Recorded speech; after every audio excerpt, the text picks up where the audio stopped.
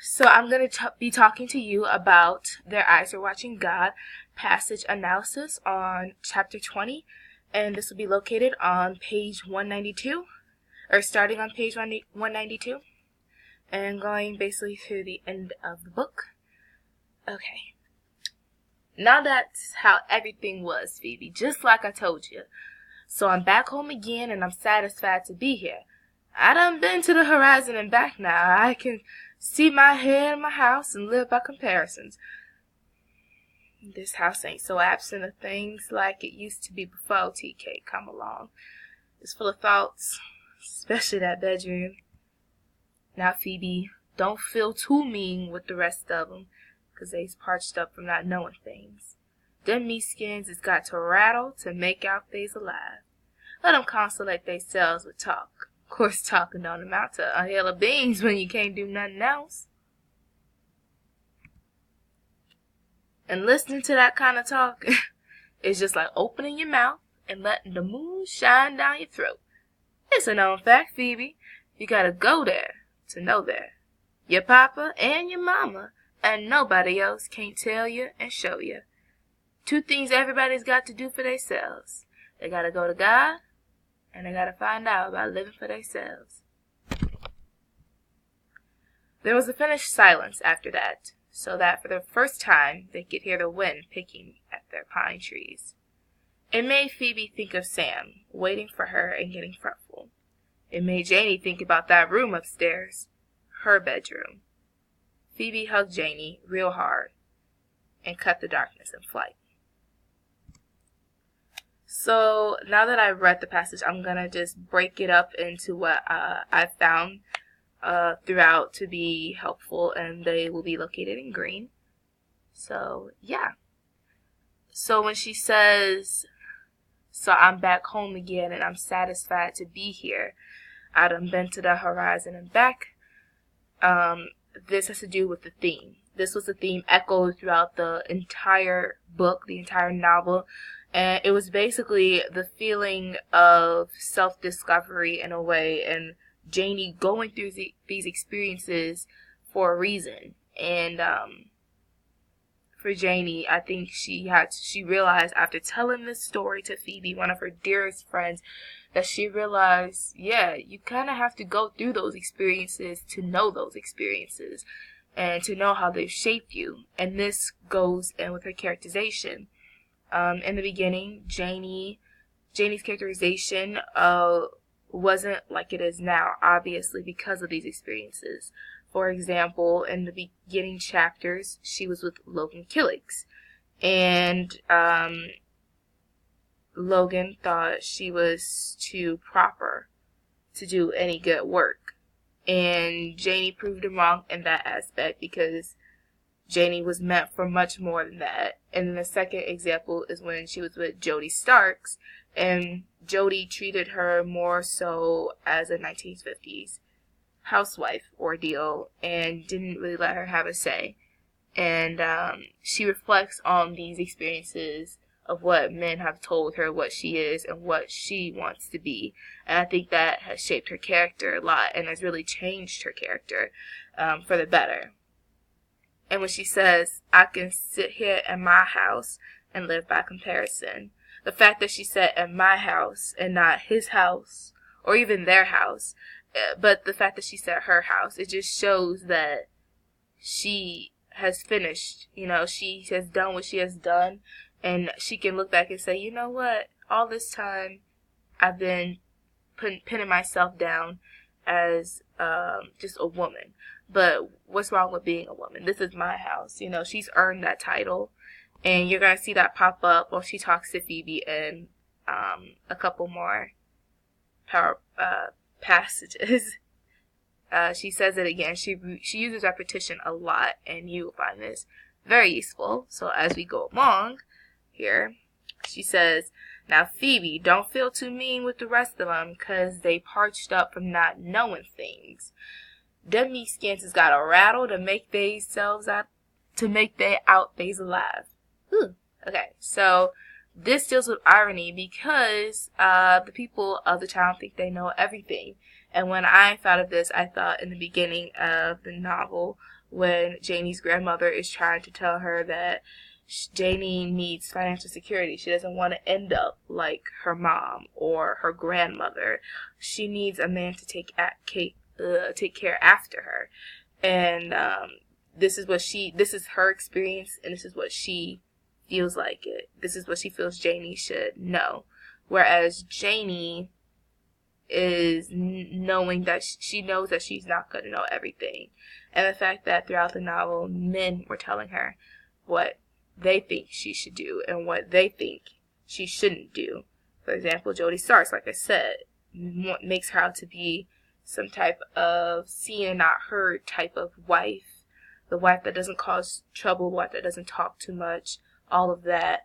And he knows this because he thinks he's just so high and mighty.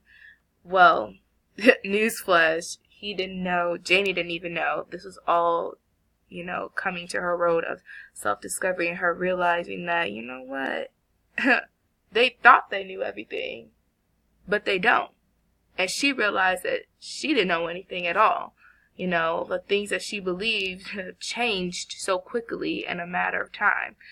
And so when she says, let them consolate themselves with talk, of course, talking don't amount to a hill of beans, we can't do nothing else. I feel like this was a metaphor. Like I said, this was more so, I think, irrelevant to Jody.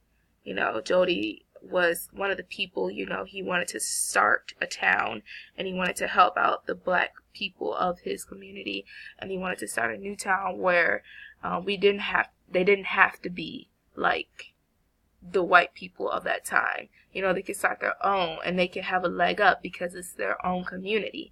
Well, of course, this was nice talk. The people loved it, and they believed in it, and they were like, you're totally right.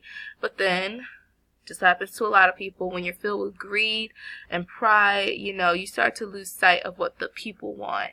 And that's kind of what I thought of with Jody when she says, talking don't amount to a hill of beans and you can't do nothing else. She's basically saying talk is cheap. Action means a lot more.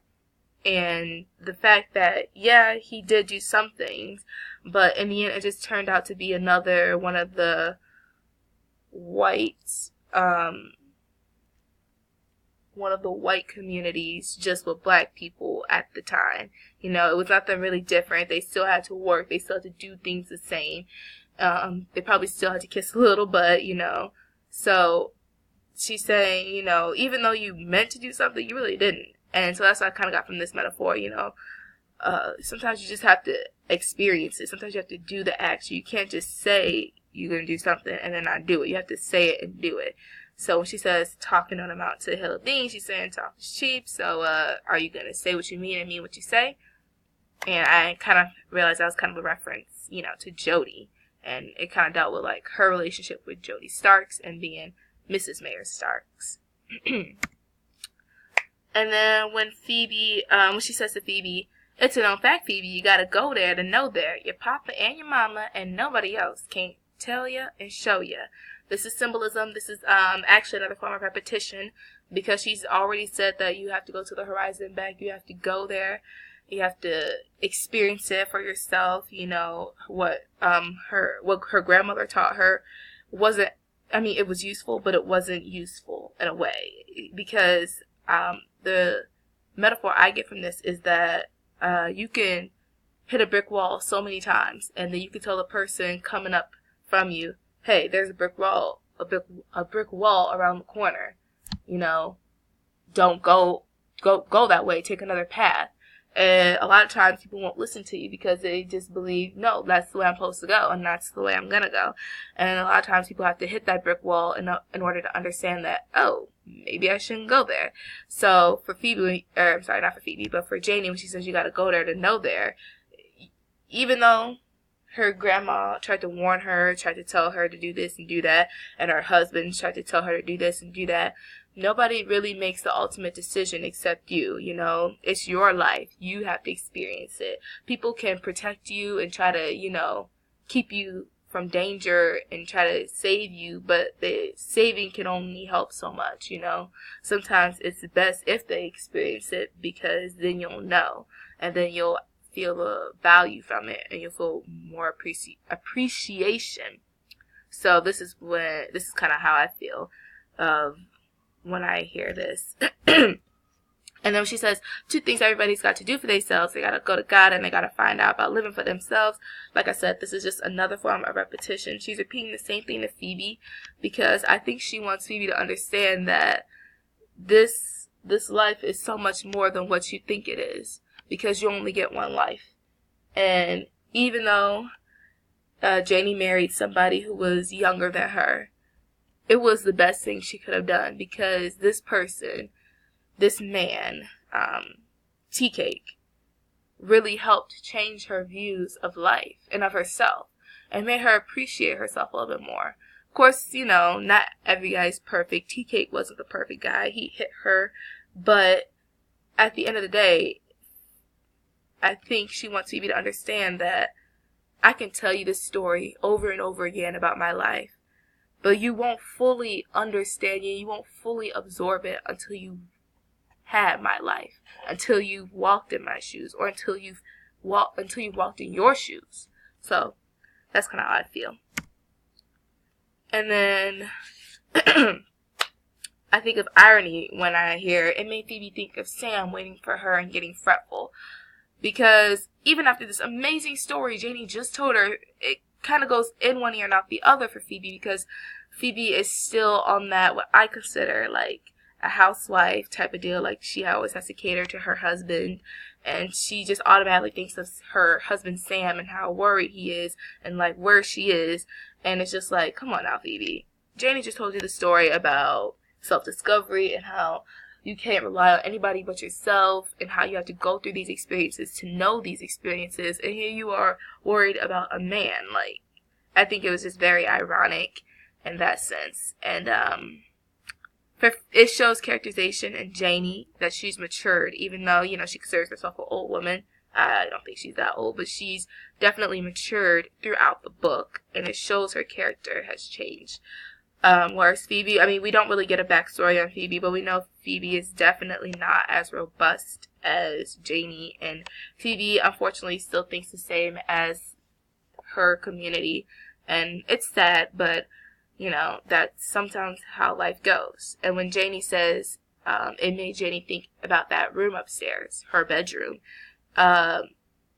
this uses diction, because, you know, all throughout the novel, Janie is referred to as Mrs. Mayor Starks, or, you know, part of her husband, you know, or it's always he, and it's not really her.